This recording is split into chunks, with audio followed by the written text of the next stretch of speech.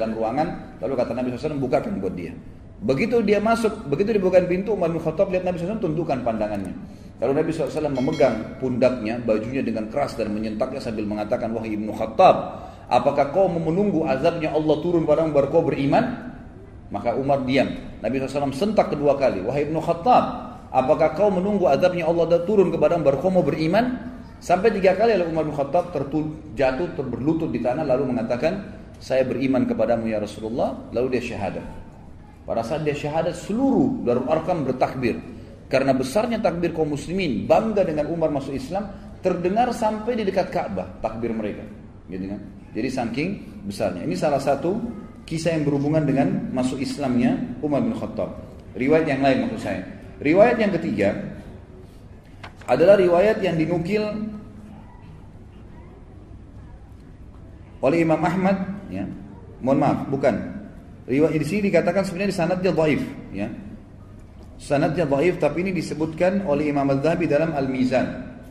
Ini dikarenakan karena riwayat ini terdapat Abdurrahman bin Harith, seorang rawi yang jujur sebetulnya, tapi dia memiliki kekeliruan dalam meriwayatkan hadis. Jadi sebenarnya dhaifnya, lemah pun tidak terlalu lemah. Ya karena dia bukan pembohong, dia bukan ahli maksiat, cuman dia kadang-kadang keliru kalau menyampaikan hadis, lafadznya ada yang tertukar, maka didhaifkan. Tapi ulama tentu nanti saya simpulkan akan menggabungkan 3 riwayat dan mengatakan tidak ada yang berbentrok satu sama yang lain. Intinya Umar bin Khattab sudah masuk Islam dan akhirnya menjadi seorang sahabat yang mulia. Ibnu Ishaq menukil dalam buku sirahnya tentang Ummu Abdillah binti Abi Hathma, ya, radhiyallahu anha. Pada saat dia cerita, Ummu Abdillah ini bercerita, demi Allah ketika kami sedang bersiap-siap berangkat ke negeri Habasyah, mau berangkat ke negeri Habasyah, maka suaminya Amir namanya sedang menunggu di sebuah lembah yang cukup jauh dari Mekah supaya tidak kelihatan, maka satu-satu keluarga. Ummu Abdillah ini kebetulan masih punya hubungan kerabat dengan Umar bin Khattab, dan waktu itu terdengar di orang-orang Quraisy bahwa muslimin sudah mau hijrah, mau melarikan diri dari Mekah, dan orang-orang Quraisy berjaga-jaga, termasuk Umar bin Khattab yang berjaga-jaga, ya, berusaha menahan umat Islam jangan sampai hijrah ke Habasyah. Ada yang hijrah dibunuh, gitu kan, berusaha dibunuh. Ummu Abdillah ini punya hubungan kerabat dengan Umar, dan dia bersama dengan anaknya Abdullah ingin menyusul suaminya ke sebuah lembah yang sudah cukup jauh dari Mekah. Pada saat dia mikul-mikul barangnya, melewatin lembah demi lembah, tiba-tiba sebelum keluar dari pintu gerbang Mekah, ada Umar bin Khattab berdiri. Kagetlah Ummu Abdillah ini. Lalu Ummu Abdillah berkata, sungguh kami mendapatkan ujian berat melalui kalian. Maksudnya orang-orang musyrik Mekah, ya. Kami tidak pernah dibiarkan oleh kalian. Mau beriman pada Allah di Mekah diganggu, mau hijrah pun ditahan. Umar bin Khattab kaget waktu itu melihat Ummu Abdillah karena kerabatnya perempuan, ya. Kemudian malam-malam bawa barang, pikul-pikul, bawa anaknya masih kecil Abdullah yang waktu itu masih umur 2 atau 3 tahun, ya. Lalu Umar kesian mengatakan, wahai Ummu Abdillah, mau kemana kamu? Kata dia, saya mau ke Habasyah, mau hijrah. Karena kami nggak bisa ibadah menyembah Allah di sini. Kalian paksa kami untuk menjadi musyrik. Maka Ummu Abdillah kaget waktu itu berkata, ya, saya tiba-tiba melihat ada lunak dalam hati Umar, dan tiba-tiba saja dia mengatakan, semoga keselamatan bersama Ummu Abdillah, pergilah. Padahal Umar bin Khattab ini sudah niat keluar untuk membunuh siapapun orang Islam yang hijrah gitu. Pada saat bertemu Ummu Abdillah ini dengan suaminya di lembah yang sudah janjian di luar Mekah, tiba-tiba suaminya tanya, tadi Ummu Abdillah, ada enggak orang yang kau temuin dari Quraisy? Kata Ummu Abdillah, enggak ada, kecuali Umar, gitu kan. Kata suaminya, Umar bin Khattab itu musibah yang besar, gitu kan. Itu bahaya sekali kalau kau ketemu dengan dia. Lalu kata Ummu Abdillah, tapi dia sempat lunak. Dia bahkan mengatakan kepada saya, semoga engkau selamat wahai Ummu Abdillah. Mudah-mudahan menjadi penyebab masuk Islamnya, gitu kan. Lalu kata Amir ini suaminya Ummu Abdillah, dia mengatakan, orang yang engkau lihat tadi itu, Umar bin Khattab maksudnya, tidak akan pernah masuk Islam sebelum keledainya Al-Khattab masuk Islam. Jadi mustahil masuk Islam orang itu, gitu kan. Ini kata sahabat ini, karena luar biasa Umar benci dengan Islam pada saat itu, gitu kan. Jadi kalau seandainya orang yang kau lihat itu mau masuk Islam, mesti keledainya Khattab, keluarga Khattab, maksudnya keluarganya Umar semua, itu syahadat baru dia bisa syahadat tuh orang, gitu. Saking sulitnya gitu.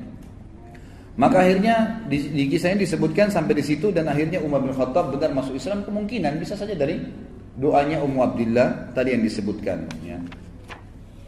Jadi itu diantara riwayat yang dinukil kepada kita. Pertama tentang doa Nabi SAW, dan ini yang paling kuat.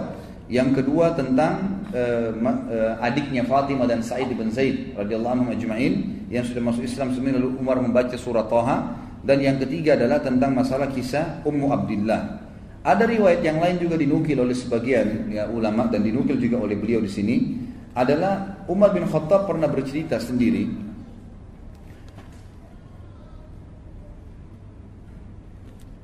Dia mengatakan, aku dulu adalah orang yang sangat membenci Islam, pecandu khamar di zaman jahiliyah. Aku sangat menyukainya dan selalu meminumnya. Kami mempunyai sebuah tempat di sana, orang-orang Quraisy berkumpul untuk minum-minum dan mabuk-mabuk. Ya. Dan pada saat itu, satu malam aku keluar untuk berkumpul dengan teman-temanku untuk mabuk-mabuk. Lalu aku melihat, ya Rasul ini Umar cerita setelah dia masuk Islam ya. Lalu aku melihat Rasulullah SAW sedang di dekat Ka'bah dan sedang menyembah Allah. Maka aku pun berkata, cobalah aku mendengarkan apa yang disampaikan oleh Muhammad. Ini riwayat lain ya. Lalu kemudian aku pun menyelipkan diri di antara kiswanya Ka'bah. Sampai mendekat, tidak ada yang memisahkan antara aku dengan Muhammad kecuali kiswah Ka'bah. Lalu aku dengarkan apa yang dibaca oleh Muhammad sehingga menyentuh hatiku. Lalu aku pun akhirnya mendengarkan suara dari Nabi SAW setelah hatiku tersentuh. Apa yang membuatmu datang ke sini wahai Ibnu Khattab? Maka aku menjawab, aku datang untuk beriman kepada Allah dan Rasulnya serta kepada apa yang dibawa oleh Rasulnya. Maka Rasulullah SAW pun memuji Allah sambil berkata, Allah telah memberimu petunjuk wahai Umar. Kemudian Nabi SAW mengusap dadaku, kata Umar, dan mendoakanku agar aku bisa teguh. Kemudian aku meninggalkan beliau dan beliau masuk ke dalam rumahnya. Ini dinukil oleh beliau di footnote nomor 15, dikatakan diriwayatkan oleh Atha dan Mujahid tentang Islamnya Umar.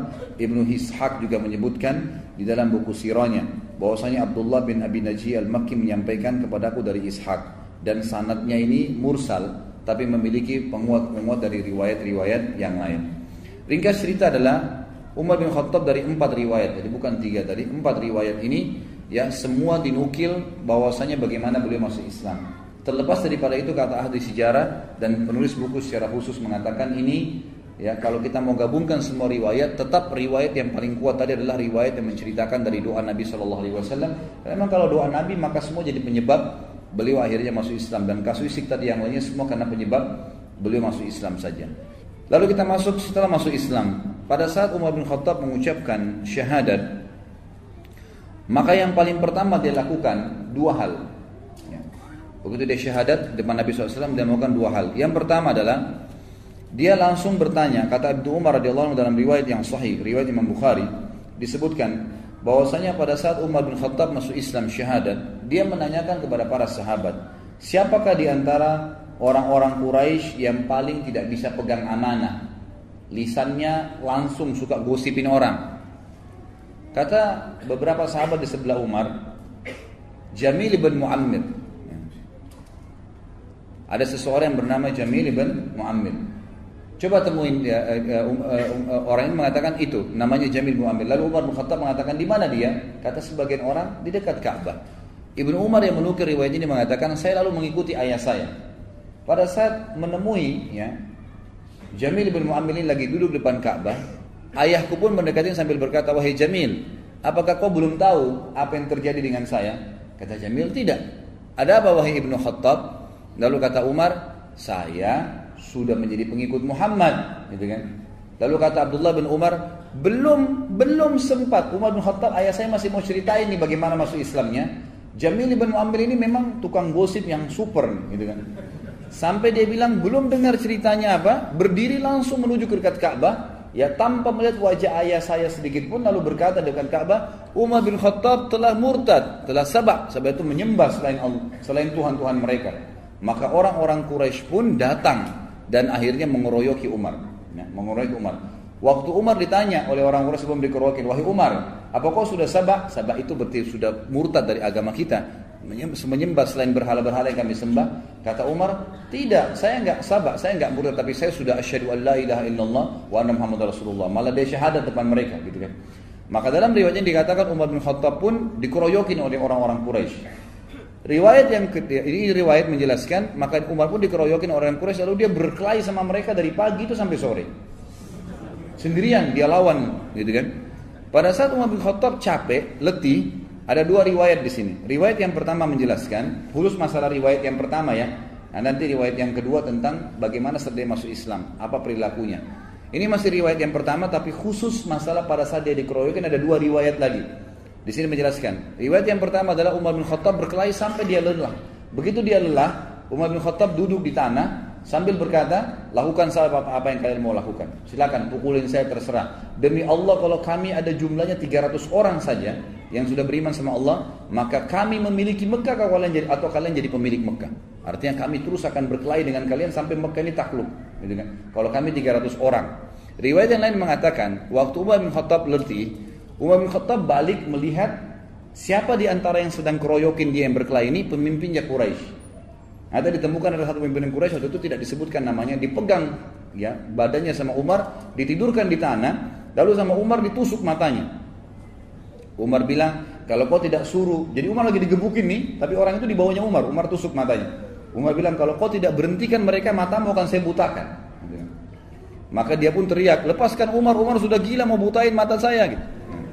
Akhirnya orang-orang pada tinggalin Umar waktu itu. Itu riwayat yang berhubungan dengan masalah waktu dikeroyokin. Riwayat yang lain menjelaskan, tapi ini riwayat sebenarnya yang pertama lebih kuat, karena diriwayatkan oleh Imam Bukhari. Kalau ini riwayat lebih hasan, yang diriwayatkan hasan ada sebagian mendhaifkannya. Tapi yang jelas riwayatnya juga dipegangi oleh sebagian ahli sejarah karena penguat dia. Waktu Umar bin Khattab masuk Islam, dia berkata kepada Nabi SAW, ya Rasulullah, bukankah kita dalam keadaan benar? Ini baru syahadat nih, belum belajar banyak hukum, gitu kan? Bukankah kita dalam keadaan benar? Kata Nabi SAW, benar. Bukankah orang Quraisy dalam keadaan salah, batil, menyembah berhala, salah? Karena tadi sebelumnya dia sudah menyembah berhala, gitu kan? Kata Nabi SAW, benar. Kata Nabi SAW, kata Umar, kalau begitu kenapa kita tinggal ya Rasulullah? Ayo kita perangin aja, gitu kan? Padahal ini masih baru berapa belas orang, gitu kan? Maka Nabi SAW waktu itu mengatakan, sabarlah wahai Ibnu Khattab, sesungguhnya Allah belum perintahkan itu padaku. Jadi ini riwayat yang lain tentang perilaku Umar bin Khattab pada saat dia masuk Islam. Penulis buku di sini langsung pindah ke kisah, bukan lagi di Mekah.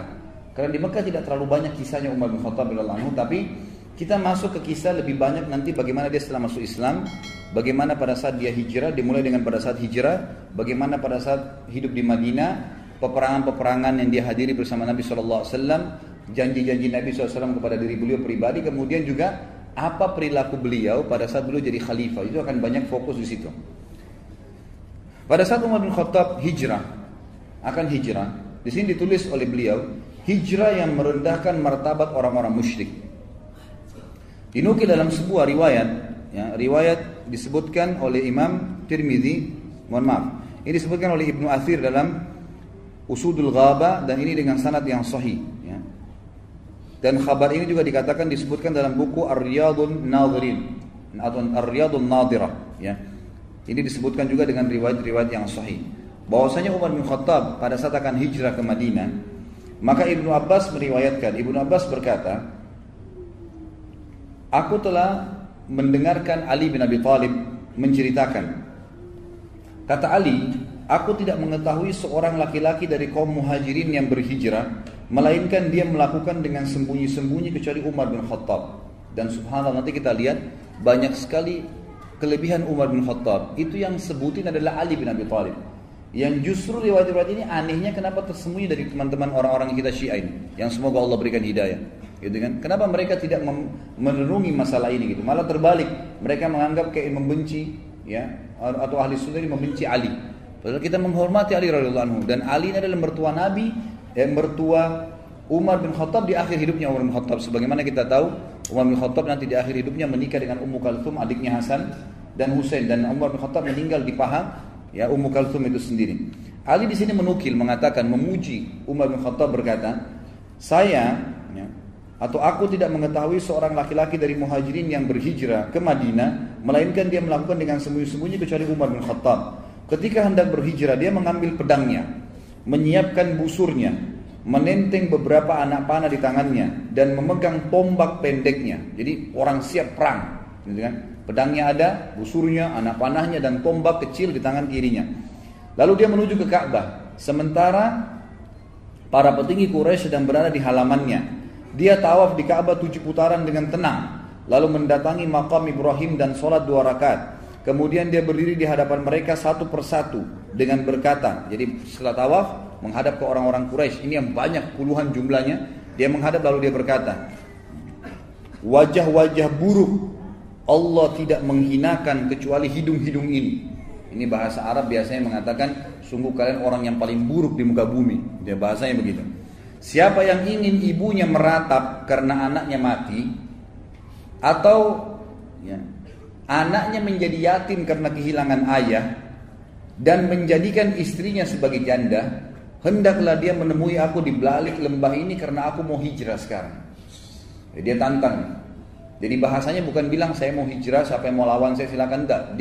Dia berikan kalimat-kalimat yang menantang sekalian. Jadi pasti mati deh. Kamu mati atau saya mati? Itu bahasanya gitu kan. Siapa yang mau anaknya jadi yatim, orang tuanya kehilangan anak, istrinya jadi janda, temuin saya di belakang lembah ini. Saya mau hijrah ke Madinah. Kata Ali radhiyallahu anhu, tidak seorang pun yang mengikutinya kecuali orang-orang yang lemah yang telah diberi pelajaran dan bimbingan olehnya. Lalu dia berangkat kepada apa yang dia inginkan. Ini sebagaimana tadi disebutkan, sudah saya sebutkan riwayatnya. Jadi Umar bin Khattab ini satu-satunya orang yang hijrah dengan kemuliaan. Orang Quraisy nggak ada yang berani sama sekali yang menahan Umar bin Khattab pada saat itu, sementara yang lainnya semuanya sembunyi-sembunyi.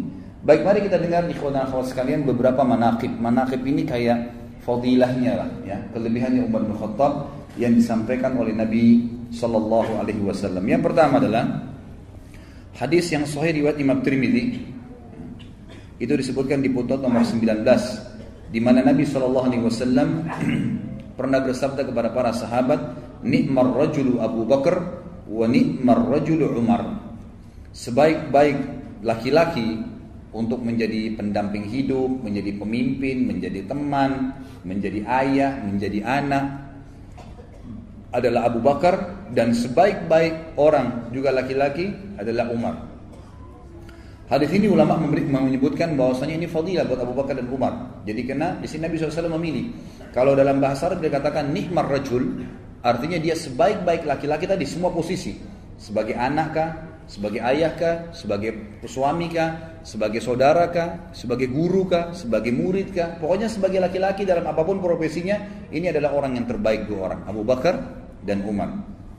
Yang kedua adalah hadis yang diriwayatkan oleh Abu Dawud dan Tirmidzi dan disahihkan oleh Syekh Albani, di mana Nabi kita Muhammad SAW bersabda, inna ahlal darajatil ula la yarahum man tahtahum kama tarawna an-najma at-tali'a fi ufuqis sama' wa inna Abu Bakrin wa Umar minhum wa an'ama. Sesungguhnya penghuni derajat-derajat yang tinggi terlihat nanti di surga, mereka bisa melihat orang-orang yang berada di bawah mereka seperti kalian melihat bintang-bintang di ufuk. Artinya mereka bisa melihat, kelihatan istana orang-orang yang di bawah mereka. Dan sesungguhnya Abu Bakar dan Umar termasuk mereka berdua yang telah mendapatkan kenikmatan itu. Artinya akan menghuni derajat yang tinggi di surga. Hadis yang ketiga adalah hadis riwayat Bukhari dan Imam Muslim. Dua-duanya meriwayatkan Nabi SAW bersabda, laqad kana fi man qablakum minal umami nasun muhaddatsun min ghairi ay yakunu anbiya fa in yakum fi ummati ahadun fa innahu Umar. Di antara umat-umat sebelum kalian dulu ada orang-orang yang diberikan ilham oleh Allah berbicara kemudian menjadi hukum. Allah tentukan menjadi hukum dari lisan mereka. Sementara mereka bukan nabi-nabi. Dan kalau itu ada di umatku maka dia adalah Umar. Maka dia adalah Umar. Nanti akan kita lihat beberapa ayat-ayat Al-Quran turun justru dengan perkataan dari Umar bin Khattab radhiyallahu anhu. Ini fadilah yang ketiga. Fadilah yang keempat, mohon maaf, masih fadilah yang ketiga, tapi riwayat yang lain. Dikatakan oleh Nabi SAW, laqad kana fi man kana qablakum min bani Israil rijalun yukallimuna min ghairi an yakunu anbiya fa iyyakum fi ummati minhum ahadun fa Umar.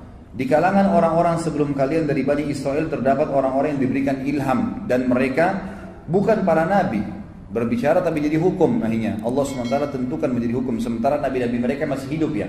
Wahyu lagi turun. Sehingga perkataan mereka dinukil oleh Allah di dalam kitab-kitab nabi mereka. Gitu kan? Karena sesuai dengan apa yang Allah inginkan. Jika pada umatku terdapat seseorang demikian, dia adalah Umar. Dia adalah Umar. Fadilah yang selanjutnya, ini fadilah yang keempat. Hadis yang diriwayatkan oleh Imam Tirmidzi, juga disahihkan oleh Syekh Albani. Anas bin Malik dan Ali bin Abi Thalib radhiyallahu anhuma, keduanya berkata bahwa Rasulullah SAW pernah bersabda kepada Ali bin Abi Thalib tentang Abu Bakar dan Umar. Nabi berkata kepada Ali bin Abi Thalib, "Hadani sayyida kuhuli ahlil jannah minal awwalina wal akhirin illa an-nabiyyina wal mursalin. La tukhbirhuma ya Ali."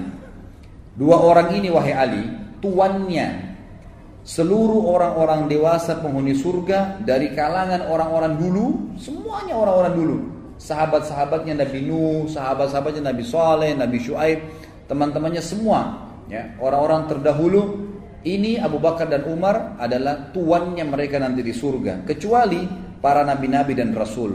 Dan jangan kau katakan ini kepada keduanya wahai Ali. Artinya jangan sampaikan kepada mereka, karena jangan sampai mereka malah jadi salah faham. Ini termasuk fadilah Abu Bakar dan Umar yang disatukan dalam hadis ini oleh Nabi SAW, bahwasanya mereka pemimpin penghuni surga. Hadis yang agung yang lain adalah riwayat Imam Ahmad, riwayat Imam Tirmidzi, dan disahihkan juga oleh Syekh Albani. Hadis yang luar biasa, fadilah Umar. Kata Nabi SAW, "Lau kana min ba'di nabiyyun lakana Umar bin Khattab." Kalau ada nabi setelahku, maka pasti itu adalah Umar bin Khattab. Dan ini berarti jelas Umar bin Khattab, kalau ada nabi setelah Nabi SAW, dialah nabi. Artinya kita jadi ikutin gitu kan. Saking luar biasa kedudukannya di mata Allah SWT dan Rasulnya Muhammad SAW. Fadilah yang selanjutnya, yang keenam adalah disebutkan, diriwayatkan oleh Imam Ahmad dan Tirmidzi dan disahihkan juga oleh Syekh Albani. Kata Nabi SAW, "Inna Allah Ta'ala ja'ala al-haqqa ala lisani Umar wa qalbi." Sesungguhnya Allah telah menjadikan kebenaran pada lisan dan hati Umar. Jadi sampai pada tingkat apapun yang dia ucapkan, apa yang dia niatkan dalam hatinya, semuanya itu kebenaran, dibantu oleh Allah Subhanahu wa ta'ala. Ibnu Umar berkata, tidak ada sesuatu perkara yang menimpa manusia di zaman Nabi SAW, lalu mereka berpendapat tentang perkara tersebut, dan Umar pun berpendapat tentang perkara tersebut, kecuali Al-Quran turun sejalan dengan pendapat Umar. Ya, ini dinukil dalam riwayat Imam Ahmad. Kemudian juga Tariq ibn Shihab, ini salah satu ulama tabi'in yang masyhur ya, belajar dari para sahabat, berkata, kami berbicara di antara kami, di antara semua tabi'in, waktu itu Umar masih hidup, bahwasanya ada malaikat yang berbicara melalui lisan Umar bin Khattab. Jadi seperti apa yang diucapkan itu semua sesuai dengan syariat, nggak ada yang keluar dari situ. Ini sahih riwayat Imam Ahmad. Kemudian disebutkan juga dalam fadilah yang ketujuh, ya. Fadilah yang kemudian dalam hadis ya. Kalau tadi Abdullah bin Umar itu dan Tariq bin Shihab itu pujian mereka, tapi sini hadisnya adalah fadilah yang ketujuh. Nabi SAW pernah melihat Umar bin Khattab dalam hadis riwayat Ahmad dan Abdul Razzaq dan dihasankan oleh Syekh Albani. Nabi SAW pernah melihat Umar bin Khattab memakai baju putih. Lalu Nabi SAW menanyakan, barukah Umar atau baju bekas? Pernah dicuci? Kata Umar, baju bekas ya Rasulullah. Lalu Nabi SAW mengucapkan doa, dan doa ini akhirnya menjadi doa yang dianjurkan untuk setiap muslim mengucapkan kepada muslim yang lain kalau pakai baju baru. Ilbis jadidan wa ish hamidan wa mut syahida. Semoga kau selalu pakai baju baru, hai Umar. Semoga hidupmu selalu terpuji, dan juga semoga pada saat kau mati, kamu mati syahid. Sebagian ulama mengatakan mati syahidnya Umar ini karena doa Nabi SAW untuknya dalam pakai baju tadi.